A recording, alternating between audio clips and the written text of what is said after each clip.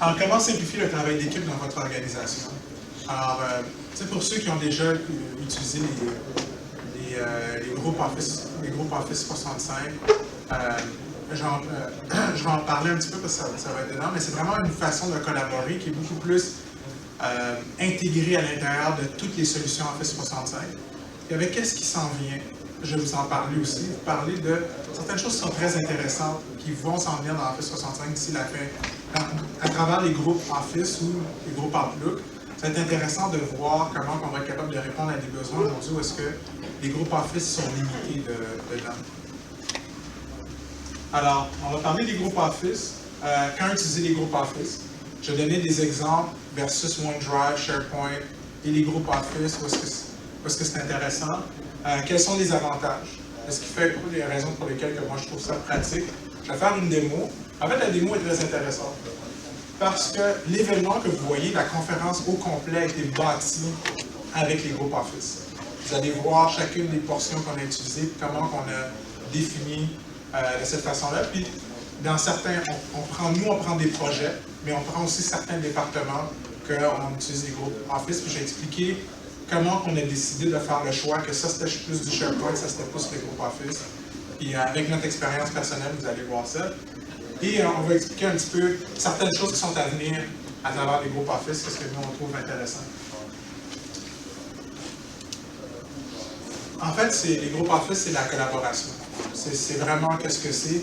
C'est de donner la possibilité aux usagers, en certains cas, ça peut être préférable, de ne pas avoir le souci du côté administratif des TI et de pouvoir partir un environnement de collaboration très rapidement et très efficacement, sans être obligé de faire des demandes pour avoir du courriel, du calendrier, avoir tout ce genre de choses-là différentes attachées au groupe Office. Alors, c'est une façon de vraiment de remettre la responsabilité sur les usagers, de pouvoir, en d'autres termes, s'arranger eux-mêmes et de pouvoir s'occuper de leur propre poutine, de leurs propres choses. Ce qui est vraiment, moi, qu'est-ce que je trouve qui est intéressant dans ce sens-là, c'est que c'est très rapide. C'est pas beaucoup de requêtes, beaucoup de demandes, c'est tout de suite, on part, on a besoin de ça, on peut se mettre à travailler dedans. Alors, qu'est-ce que c'est? C'est une approche transverse. C'est vraiment à travers les différents services d'Office 65. Alors, tu as les différents services d'Office 65, que ce soit Office, Outlook, SharePoint, Skype for Business, OneDrive, Yammer, Delve, tous ces services-là, quand vous êtes en train de travailler dans Office 65, c'est vraiment des services qui sont individuels. Les groupes Office vous permettent d'avoir une équipe de travail qui est capable de se retrouver à travers tous ces services-là dans un endroit collaboratif où est-ce que tout le monde est invité et tout le monde travaille ensemble. Alors, puis ici, vous voyez 3 petits points. Les 3 petits points, c'est pour dire aussi, vous avez ce que ça s'appelle des connecteurs aussi, pour être capable de greffer même des services externes. Je ne sais pas si certains d'entre vous connaissez Wunderlist. Oui.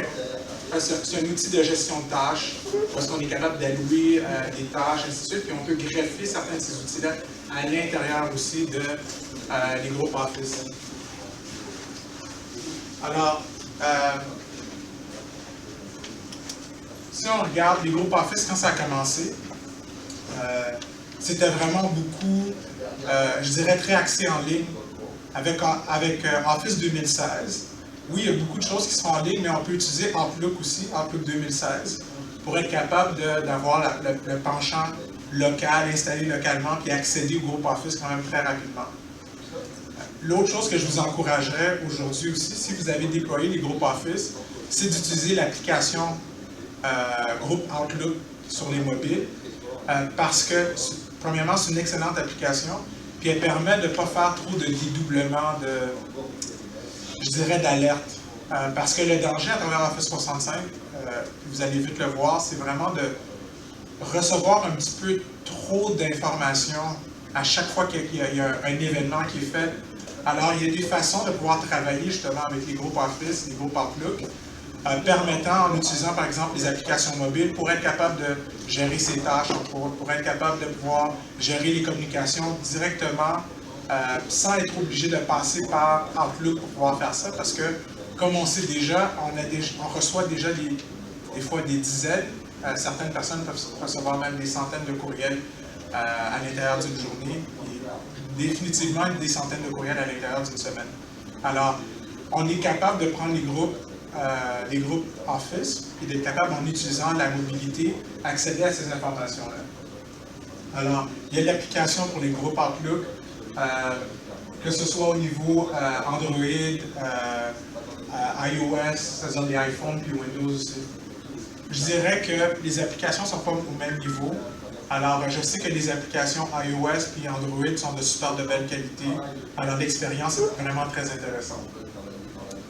La première question que je vous ai lancée, c'est quoi utiliser quand, un petit peu. Puis souvent, quand on regarde les outils de Office 365, qu'est-ce qu'on voit? C'est qu'on a OneDrive, qui est un espace collaboratif. Sur un espace collaboratif de OneDrive, je suis capable d'héberger mes documents personnels, puis les partager avec les membres de mon équipe. Alors, dans certains scénarios, je peux être capable de partager des documents avec les gens. Le deuxième scénario que j'ai, c'est qu'on a aussi des sites d'équipe SharePoint. Essentiellement, tout ce que je fais dans les groupes Office, je peux le faire aussi à l'intérieur de SharePoint. Et troisièmement, on a la plateforme des groupes Office.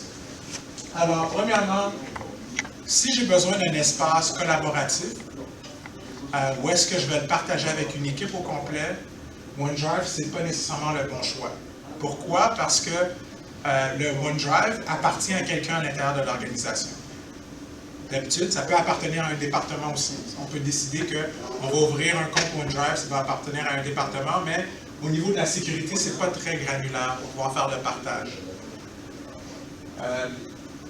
Ici, SharePoint, c'est un vrai site de collaboration où est-ce que oui, je peux avoir de l'espace. J'ai moins d'espace que dans mon OneDrive, mais c'est un espace de collaboration que j'ai. Alors, je peux faire du partage d'équipe à l'intérieur. Les groupes Office, je peux faire du partage d'équipe aussi à l'intérieur des groupes Office.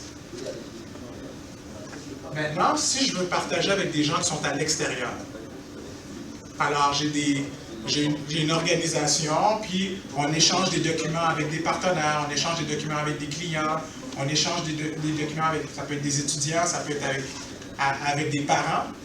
Mais j'ai besoin de pouvoir faire des partages avec des gens qui n'ont pas nécessairement la suite Office 365 ou où est-ce que ces gens vont pouvoir éditer, travailler avec ces documents-là. OneDrive, c'est un outil que je peux utiliser pour pouvoir faire ça. SharePoint, également, je peux faire du partage externe. Et aujourd'hui, j'avais dû mettre un astérix pour dire aujourd'hui, mais aujourd'hui, je ne suis pas capable de faire ça avec les groupes Office. Alors, si j'ai besoin d'avoir un endroit collaboratif où est-ce que je veux partager de l'information avec des gens qui sont également à l'extérieur de l'organisation, pour qu'ils soient capables de travailler sur le même document que je travaille pour une certaine période de temps, ou pour éditer le document, je ne vais pas être capable de faire ça avec les groupes Office. Puis je mets le stress sur le mot « aujourd'hui », parce que c'est une fonctionnalité qui s'en vient. Ensuite, si j'ai besoin de sécurité, au niveau de la sécurité dans OneDrive, c'est un document que tu partages avec quelqu'un, tu le partages soit en mode lecture ou en mode écriture. Le document que tu partages n'appartient pas à cette personne-là, alors elle ne peut pas supprimer le document. Au niveau de SharePoint, la sécurité est très granulaire. Alors, je peux décider de donner juste les droits donner juste toutes sortes de droits, des droits de visualisation, je peux m'en aller, permettre à une personne de pouvoir supprimer le document. Alors, j'ai vraiment toute la gamme de tout le type de sécurité que je veux avoir, je peux avoir ça à travers SharePoint. Les groupes Office, c'est différent, c'est un espace collaboratif. Alors, dès que tu fais partie du groupe Office, bien, tout le monde peut faire ce qu'ils veulent à l'intérieur du groupe. Alors, si j'ai besoin de beaucoup de sécurité, puis je veux que les gens ne soient pas capables d'aller effacer des documents, bien, les groupes Office, on est tous des adultes. Alors, on est tous en train de travailler avec les documents, puis il n'y a pas personne qui va aller effacer des choses dans les groupes Office parce qu'on peut en avoir de besoin pour travailler. Vous comprenez un petit peu? Alors, quand j'utilise les groupes Office, je considère que tout le monde dans le groupe est un pair. C'est-à-dire, on est en train de collaborer ensemble. Maintenant, la notion d'administrateur de groupe Office permet de pouvoir ajouter des membres ou enlever des membres. Mais pas plus que ça au niveau de la sécurité. OneDrive, c'est juste des documents.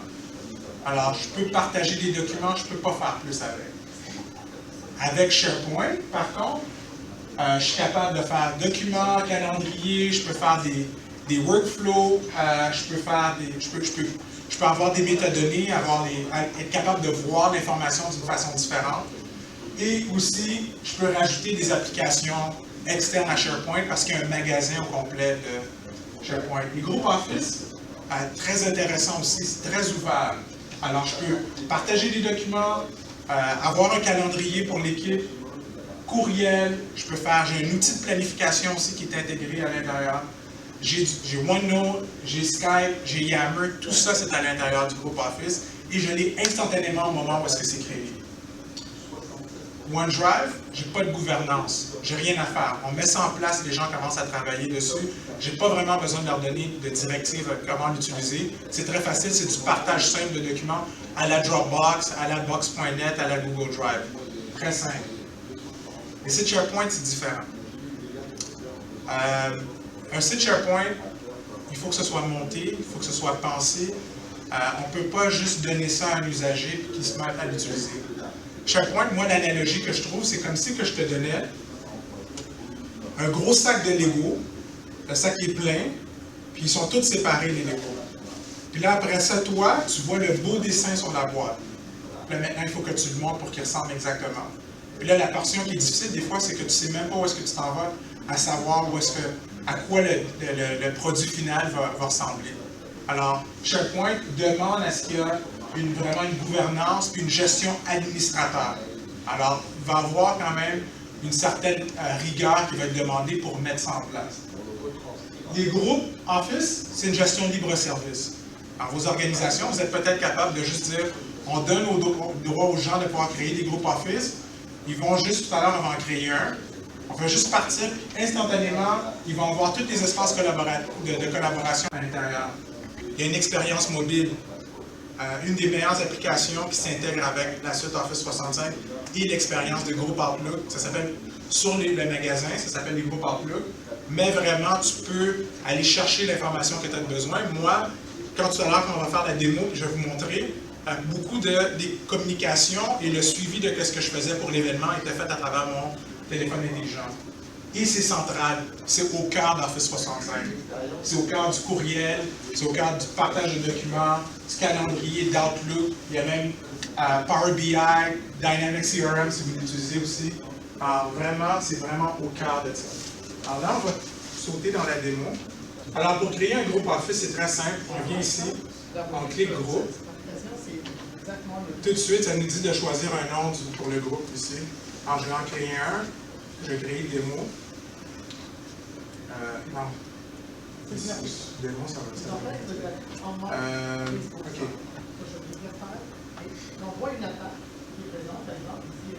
J'utilise souvent cet exemple. Si je fais un projet, le projet s'appelle site web. Ça pourrait être un département. Vous allez voir des exemples de départements que nous, on décide d'utiliser pour les fins ici. Mais qu'est-ce que ça fait qu'est-ce que je viens faire ici?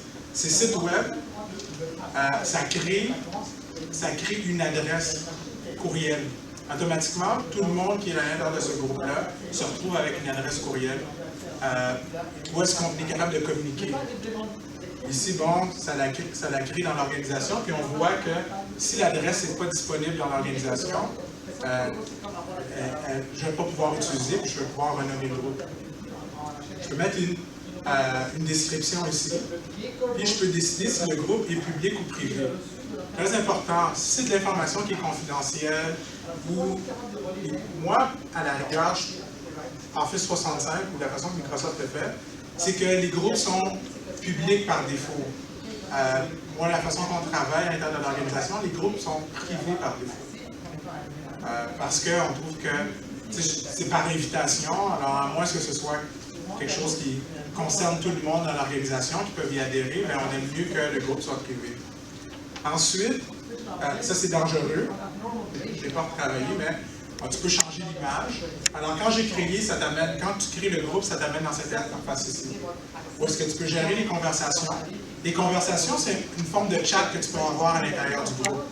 C'est un chat, Et aussi, c'est une façon, ça envoie des courriels. Alors, c'est comme un petit peu ces deux fonctionnalités-là, alors les conversations.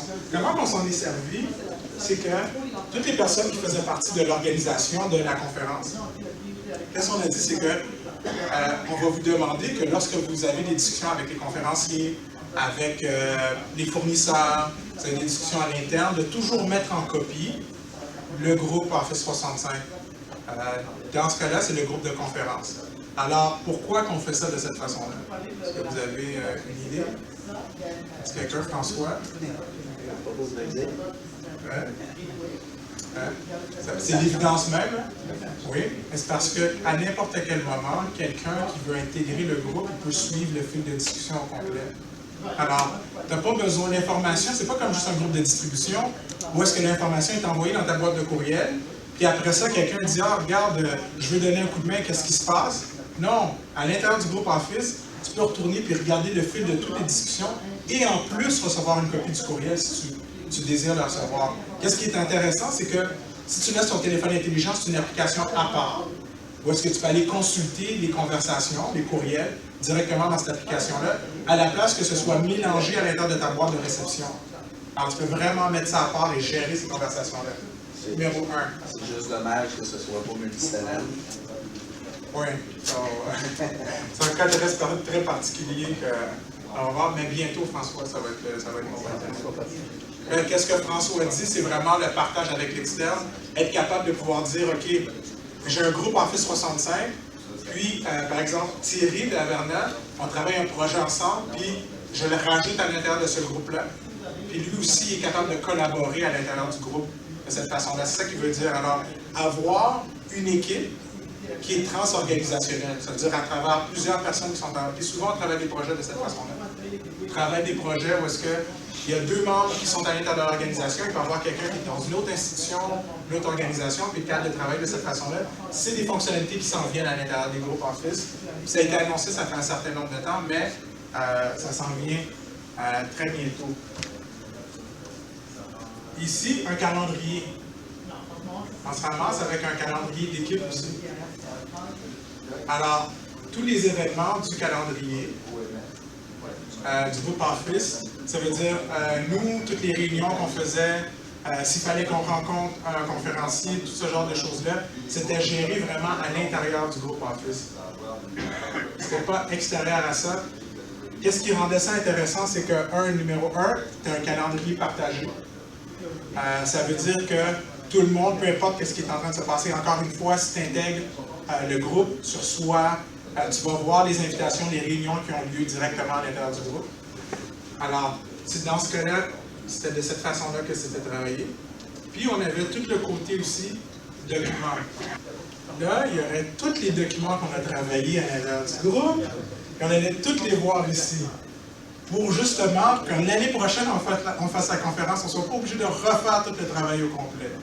Exactement. Une chance qu'à travers Office 65, tu es capable de récupérer les documents, parce que si toutefois il y aurait quelqu'un qui aurait supprimé ces documents-là, on aurait été capable d'aller les récupérer.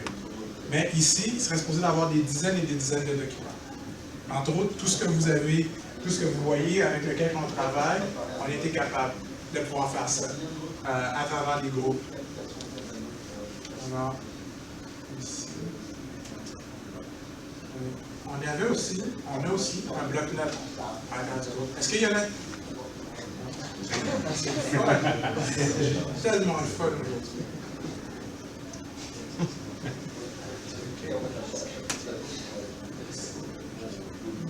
Je vais partager. Dépend du Wi-Fi de Microsoft, ça peut t'aider. Peut-être c'est le Wi-Fi. Je ne sais pas, peut-être c'est le Wi-Fi. Peut-être aussi, c'est peut-être les talons. C'est toujours des problèmes dans les démos ici pour de vrai. Au niveau du Wi-Fi, La semaine passée avec Dynamics AX, on a eu le même genre de problème.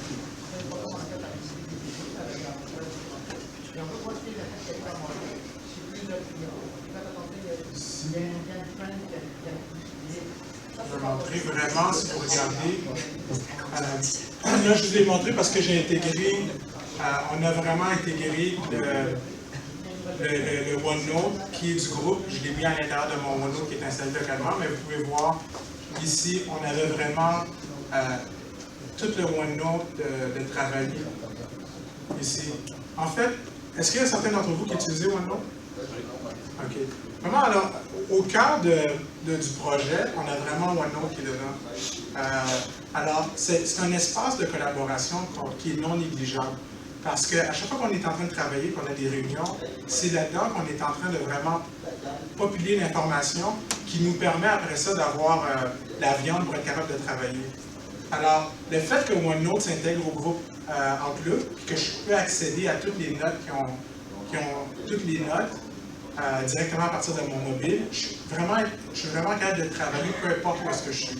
Alors, on a vraiment bâti la structure au complet. Alors, même les documents, ainsi de suite, je vais vous donner un exemple. Alors, si je regarde, on avait déjà les croquis qu'on avait montés, ainsi de suite, pour l'événement. Alors, vraiment, au centre de tout ce qu'on crée, tout ce qu'on fait, au centre du groupe en tant que tel, parce que tu sais, la génération de la création de documents, ainsi de suite, mais ça commence tout par des idées. Alors, être capable d'utiliser un outil comme OneNote pour être capable d'enregistrer de l'information, que ce soit des photos, des prises d'écran, être capable de pouvoir prendre des vidéos, ainsi de suite, et permettre à toute l'organisation d'échanger en même temps, parce que les applications, je dirais, qui permettent de prendre des notes, la plupart d'entre vous connaissez Evernote, ainsi de suite. Qu'est-ce qui est intéressant, ça, c'est très collaboratif. Parce que là, on a des notes qui sont prises par plusieurs personnes à l'intérieur de l'organisation, puis on peut aller les consulter de façon très dynamique. Alors, quand quelqu'un entre quelque chose dans le OneNote ici, bien, automatiquement, il est commis à la base de données OneNote et quelqu'un d'autre peut être capable de consommer ces notes-là ou même venir rajouter de l'information. Alors, vraiment, ça vient, c'était vraiment au centre de tout ce qu'on a bâti. Vous pouvez même voir, la majorité de ces choses-là sont devenues des documents que s'ils étaient dans le OneDrive, je vais avoir des questions pour savoir qu'est-ce qui s'est passé avec le OneDrive et toute la propriété intellectuelle qu'on a bâtie durant les derniers 3 mois où on a fait l'événement. Mais tout ça, c'est parti de documents qui sont à l'intérieur de mon OneNote ici. Vous avez une fonctionnalité qu'un OneNote d'équipe dans un certain point. C'est ça. Mais qu'est-ce qui est intéressant, c'est qu'est-ce que je montrais, c'était que quand j'ai fait créer le groupe, il a tout créé ça en même temps. Alors, les gens n'ont pas besoin d'aller en créer un. Puis quand tu es sur l'application mobile, mais tu le vois tout de suite, tu as accès à ce OneNote-là. Tu peux te mettre à y travailler.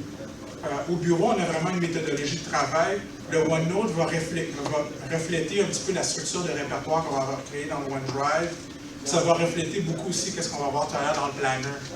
C'est pour que les gens soient capables de se retrouver. Parce que oui, c'est vrai que tout le monde peut travailler un petit peu comme qu'ils veulent, mais de pouvoir mettre ses idées d'une façon cohérente, ça fonctionne très bien de cette façon-là. Si vous regardez, c'est pour ça que vous voyez ici, j'en ai plusieurs, OneNote. On les a par département, par projet, par plusieurs choses. Puis la collaboration OneNote est à l'extérieur même de l'organisation aussi. Alors, je vais retourner sur le web.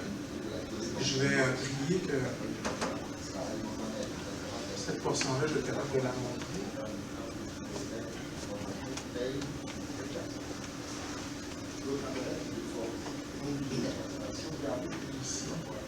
Un bloc-notes. Tout à l'heure, on a parlé des connecteurs.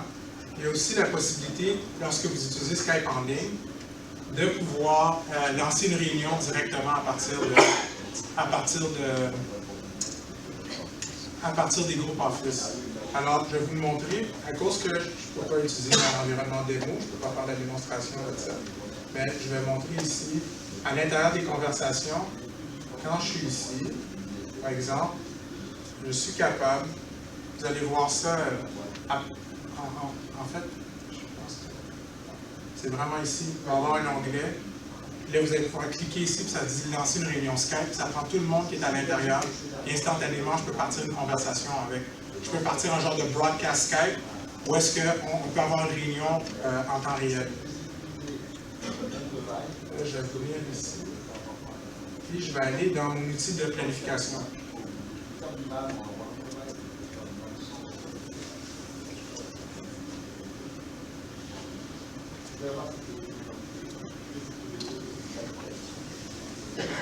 Parfait. Alors, ici, je peux voir à l'intérieur de...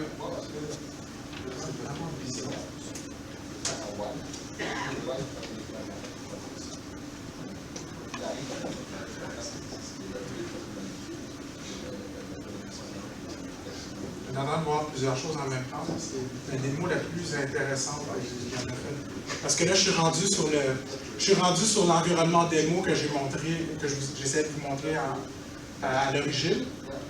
Mais pour montrer... Est-ce qu'il y a certains d'entre vous qui avaient déjà utilisé Planner? C'est vrai? Non. OK. Hein? Quoi? Ça ressemble à Trello beaucoup, hein? C'est vraiment un outil de planification qui vient se greffer à l'intérieur des groupes Office. Alors, tout à l'heure, quand j'ai parlé de... j'ai un espace calendrier, je vous ai parlé de... J'ai un espace courriel, j'ai aussi un espace pour être capable, pour être en mesure de pouvoir échanger des notes, ainsi de suite, ou des documents. Mais j'ai aussi un endroit pour pouvoir gérer les tâches. Alors, vraiment, comme Trello, c'est un outil de planification qui est au cœur des groupes Office, mais c'est au cœur de Office aussi. Qu'est-ce que je trouvais génial, c'est que il y avait une question qui avait été posée au bureau qui a dit, tu sais quoi, dans l'outil de planification Planner, il y a quelque chose qui manque. Il a dit, ben, tu sais, certaines des tâches, c'est de concevoir des documents, mais le document, il est dans OneDrive, dans le OneDrive du groupe. Alors, tu sais, quand je veux savoir si le document est complété, je vais aller le chercher, mais je regarde, la personne, elle écrit tâche complétée, puis après ça, il faut que je m'en aille, j'aille dans OneDrive. Non, c'est pas vrai, parce que ça s'intègre directement là. Je peux dire, ben, j'ai créé le document, voici le lien du document, puis ça, c'en est un exemple ici. Alors, si je regarde ici, quand je suis dans l'outil de planification Planner, puis vous l'avez ici, pour ceux d'entre vous qui ne voyez pas ça à l'intérieur de votre Gopher, c'est comme ça qu'on appelle ça, c'est que l'outil est présentement en déploiement à grande échelle. Alors, s'il n'est pas disponible encore, c'est pas que vous n'y avez pas accès, c'est que l'administrateur doit l'activer dans votre portail. S'il ne l'a pas activé, vous n'allez pas le voir. Oui? Est-ce que tu sais s'il va y avoir un planner version lourde locale qu'ils vont faire ou ça va rester... Tu veux dire s'il va y avoir une app? Ouais. Ça va être une application. C'est tout, ça sera pas... il n'y aura pas de version lourde comme avec Office qu'on peut installer localement. Non, ça s'appelle Microsoft Project. Ouais, c'est ça.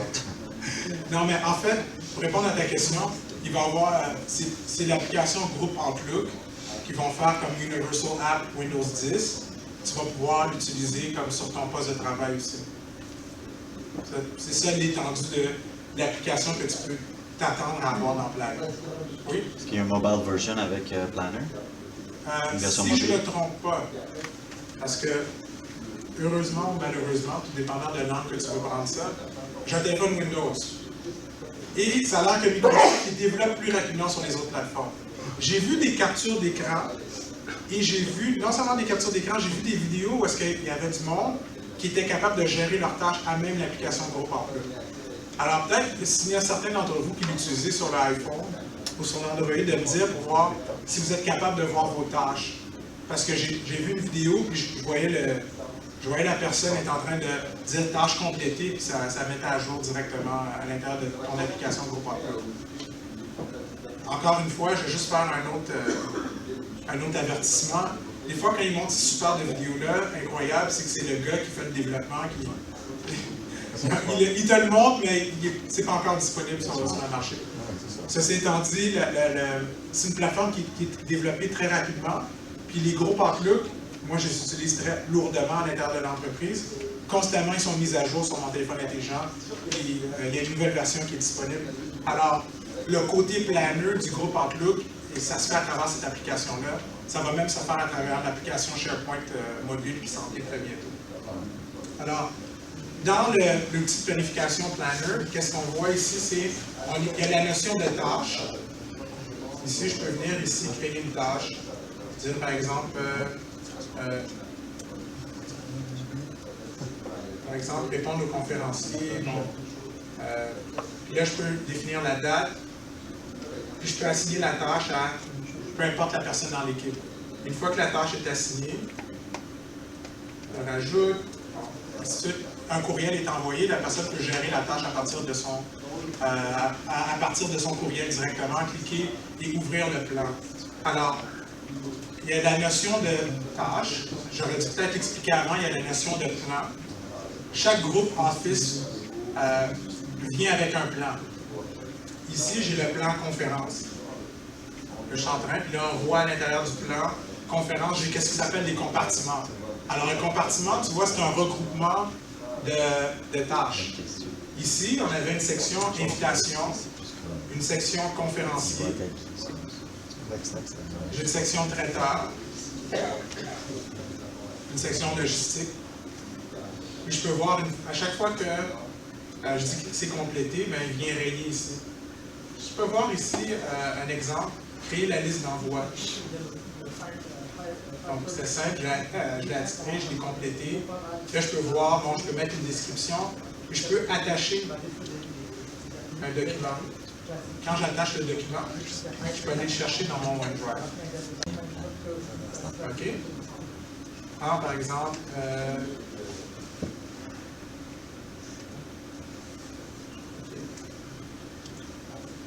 alors, tout de suite, je vois, j'ai accès au document, je peux cliquer dessus à partir de mon outil de planification. Je peux avoir une liste, je peux avoir un genre de checklist aussi à l'intérieur même de la tâche. C'est-à-dire, ça peut être une tâche qui est plus sophistiquée. Il y a plusieurs étapes, je veux savoir où est-ce que je suis rendu à l'intérieur de cette tâche-là. Puis ici, je peux échanger à l'intérieur de ça. C'est vraiment à la... c'est comme être capable d'échanger des remarques, ainsi de suite, à l'intérieur même d'une tâche, puis d'avoir le pouls de l'équipe par rapport à ça. Si je viens ici, là, je peux vous montrer un exemple. Ici, si on regarde l'agenda, je peux cliquer directement. Ça l'ouvre à partir d'ici. Maintenant, ce qui est intéressant, c'est que je peux voir, j'ai un genre de tableau de bord aussi. Là, ici, dans le tableau de bord, je peux voir des tâches qui ont été débutées, des tâches qui sont présentement, qui sont en train d'être travaillées, et des tâches qui sont complétées. Moi, en tant que, bon, ici, tu vois, c'est mon usager Karen Bird, je peux voir les tâches qui m'ont été attribuées directement. Et je vois les tâches à travers les différents plans que j'ai. C'est sûr que j'ai intégré, chaque groupe Office a une intégration d'un plan à l'intérieur, mais je peux avoir des plans qui ne sont pas obligés nécessairement d'être utilisés à travers les groupes Office. Alors, ça peut être complètement par un projet, je veux juste faire de la gestion de tâches. Si tu crées un plan, ça crée un groupe Office? Non. Mais si tu crées un groupe Office, ça crée un plan. Pour moi, c'est logique. Ça fait du sens. À ce niveau-là. Je dirais que certaines choses avec Planner, c'est que les gens l'attendaient, ça fait. Le produit, il a besoin d'un petit peu plus de raffinement et de meilleure intégration à l'intérieur de la suite Office. Parce que j'ai vu certaines choses, puis bon, ils t'apportent dans un autre endroit différent, des fois ils te demandent de t'authentifier. Il y a un petit peu de travail qui doit être fait encore, mais au niveau du potentiel de l'outil, c'est un outil qui est quand même assez puissant dans le fait qu'il est simple à utiliser. Je n'ai pas besoin nécessairement de connaître tout ce qui est dans un projet pour être capable de justement assigner des tâches à une équipe puis m'assurer de faire le suivi de ces tâches-là.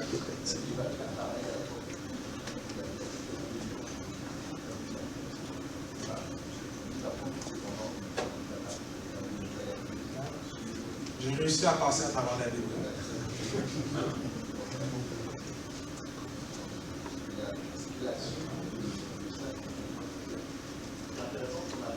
Aucune méthodologie, parce que c'est OneDrive qui est derrière, donc ça reste le problème de la gestion documentaire ou Mais c'est ça exactement, oui, absolument.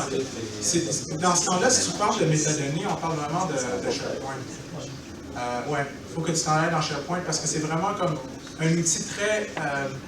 c'est quelque chose de très rapide que tu vas être en train d'utiliser. Si j'ai besoin de quelque chose qui est très structuré, j'ai besoin d'utiliser SharePoint à ce niveau-là. Je ne sais pas si vous avez eu l'occasion, durant les derniers jours, ils ont commencé à rafraîchir l'interface de SharePoint, puis même de OneDrive. Au niveau des librairies, des bibliothèques de documents, vous allez voir, il y a des trucs très intéressants qui ont commencé à apporter. Dans le contexte de la présentation, j'avais certains exemples qui étaient très intéressants. Puis, le temps nous le permet encore. Ici, les dieux de la démo Vous allez être gentil avec moi. Je vais être capable de vous montrer des choses que j'avais pas ici.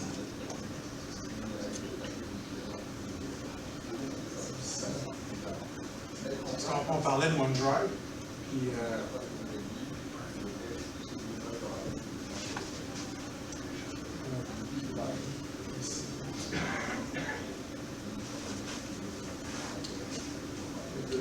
vous voyez des exemples. J'ai créé comptabilité comme un groupe Office, j'ai créé estimation.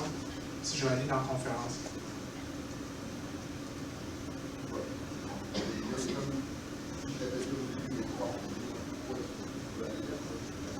C'est cette vue-là que je voulais montrer.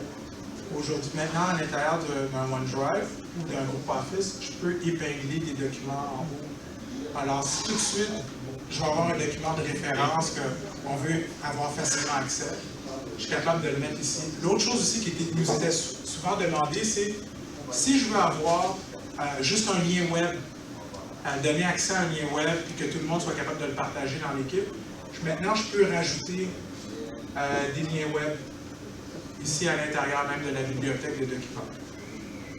Alors, ça va être des choix ici. Puis c'est intéressant parce que si tu as quelques documents que tu as besoin d'avoir accès rapide, mais à chaque fois tu viens cliquer et tu as un aperçu du document ici. Tu es capable de travailler. Alors, j'ai vu certaines fonctionnalités. J'ai cette fonctionnalité-là aussi qui est très, très intéressante. Moi, une des choses que j'aime au niveau de la collaboration, c'est le fait que je partage le document avec quelqu'un, c'est super, je le partage. Mais j'aimerais donc savoir quand est-ce qu'il a fini de travailler avec le document ou quand il est édité. Ouais. Alors, ici, tu as le bouton m'avertir. Alors, pensez dans un contexte collaboratif que tu es dans OneDrive, tu as partagé un document avec quelqu'un, il est édité, il s'est mis à travailler sur le document et le sauvegarder. Ici, ça te permet d'avoir une alerte sur le document, à savoir quand est-ce que le document a été édité et a été travaillé. Alors ici, il y a vraiment la possibilité de pouvoir avoir une alerte rattachée à ça, ce qui était juste possible de pouvoir faire dans SharePoint avant. C'était un petit peu... c'est une fonctionnalité que je trouvais très intéressante parce que nous, on fait toujours des partages de cette façon-là. Si vous voyez qu'est-ce qui s'en vient, si on regarde à qu'est-ce qui s'en vient maintenant, bien sûr, j'en ai parlé déjà, l'ouverture des groupes vers l'extérieur. Alors, être capable d'avoir de la collaboration qui est à travers les organisations. Il y a une intégration avec Yammer.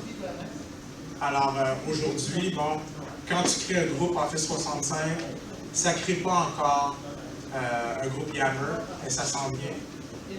Puis, qu'est-ce qui était vraiment intéressant, c'est que beaucoup de personnes parlaient de pourquoi il n'y a pas un genre de page d'accueil pour le groupe, un endroit où est-ce qu'on peut se retrouver, où est-ce qu'on peut se mettre à travailler. Alors en fait, c'est la fusion de ce qui s'appelle les sites d'équipe dans SharePoint avec les groupes Office. Alors moi j'ai vu en ligne déjà à quoi ça va avoir l'air. Tu vas avoir vraiment un espace collaboratif pour chacun des groupes Office 65. Alors tu vas avoir le site d'équipe qui va être bâti, la page elle va être bâtie par-dessus le groupe Office qui va être dessus. Alors, tu vas vraiment avoir une nouvelle notion de site d'équipe. Ça va rester live, ça va rester groupe et non pas Ça va pas, exactement. On ne tombe pas avec les métadonnées, mais ça te donne, c'est comme ça te donne une autre plateforme d'utilisation, puis même une plateforme de publication d'informations.